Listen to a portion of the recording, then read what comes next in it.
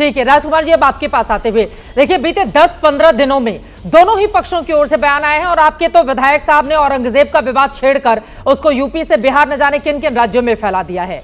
तो नफरत फैलाने की कोशिश इधर से भी तो हो रही है, फिर बीजेपी पर ही सवाल क्यों? औरंगजेब का नाम लेकर क्या हिंदू पक्ष को चढ़ाने की कोशिश नहीं की जा रही है समाजवादी पार्टी के विधायक की ओर से? नहीं, औरंगजेब के विवाद में जो हमारे विधायक ने बयान दिया, अगर उसे ईमानदारी से उसे ठीक से सुने और उसका विश्लेषण करें तो उसमें उनकी कोई नीयत विवाद पैदा करने की नहीं थी। उन्होंने तुरंत ही उसका खंडन कर दिया, अपने शब्द वापस ले लिए, गलती मान ली, तो उसके बाद तो विवाद कुछ बचता ही नहीं। लेकिन भारतीय जनता पार्टी के मित्र जरूर चाहते हैं कि विवाद जिंदा रहे। अभी सुधांशु जी को मैं सुन रहा था, छोटे से बच्चे होली खेलने वालों के बीच से निकल के जाते हैं, लोग रुक जाते हैं, रंग ना पड़ जाए, ये एक दूसरे का सम्मान करना, इसमें कोई हार नहीं है किसी पक्ष की।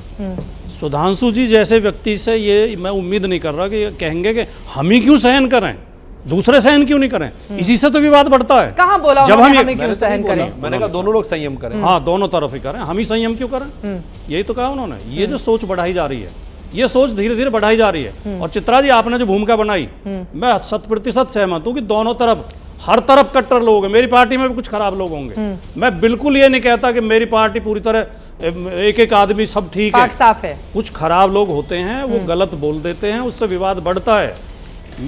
ये ज्यादा अच्छा जब तब होगा जब हम अपनी पार्टी के कट्टर तत्वों को रोकें, भारतीय जनता पार्टी वाले अपने। अरे अखिलेश जी तो आगे औरंगजेब वाले बयान पर उनका समर्थन करने के लिए उनका ट्वीट देख लीजिए। यही तो समस्या है, से बढ़ता हुआ चला गया ना मामला। अगर जो बातें आप कह रहे हैं, अगर यही अखिलेश जी की ओर से कही जाती तो फिर मामला वहां पर थम जाता। लेकिन उनकी ओर से कह दिया गया कि हमारे नेता तो बहुत अच्छे हैं, और जिस तरह का उनकी ओर से ट्वीट किया गया, इसी के बाद तो इस पक्ष वाले भी उतर आए मैदान में, फिर दोनों किसी से कमतर दिखना नहीं चाहते हैं। इस बात का जवाब दूंगा, लेकिन पहले मैं एक बात कह दूं कि अभी जो विवाद ये होली को लेकर चल रहा है, देखिए शुरुआत तो हुई संभल से। एक सीओ ने बहुत ही आपत्तिजनक बयान दिया कि नमाज क्यों नहीं रुक सकती, अपने घरों में पढ़ो, बाहर निकलोगे तो रंग पड़ेगा, और रंग इतनी खराब चीज है, अगर इतनी खराब चीज जिस हिस्से पे पड़ जा, शरीर का वो हिस्सा काट दो।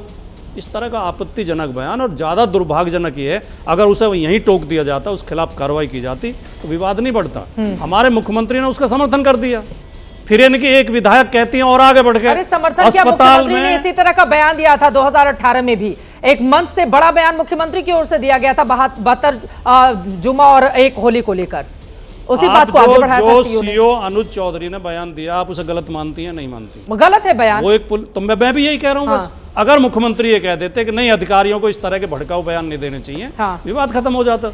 मुख्यमंत्री उसका समर्थन कर रहे हैं, फिर इनकी एक विधायक कहती है अस्पतालों में मुसलमानों के लिए अलग वार्ड बनाए जाएं, फिर इनका एक और वो कह रहे हैं कि तिरपाल का बुर्का पहन के निकलें बाहर। ये जब इस तरह के भड़काऊ बयान दिए जाते हैं तो दोनों तरफ से विवाद बढ़ता है। अब आपने जो अखिलेश जी के बारे में कहा, अखिलेश जी ने अबू आजमी के निष्कासन का बचाव किया, उनके बयान का बचाव नहीं किया, ना औरंगजेब की वकालत की।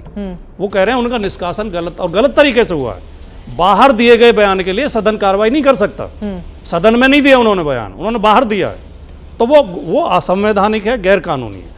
ये विपक्ष की आवाज़ दबाना चाहते हैं, इसलिए अखिलेश जी ने कहा कि वो हमारे शानदार विधायक है, और वो तो बहुत हिंदू मुस्लिम एकता के समर्थक रहे हैं। अब वो आज भी कभी सांप्रदायिक बयान नहीं देते।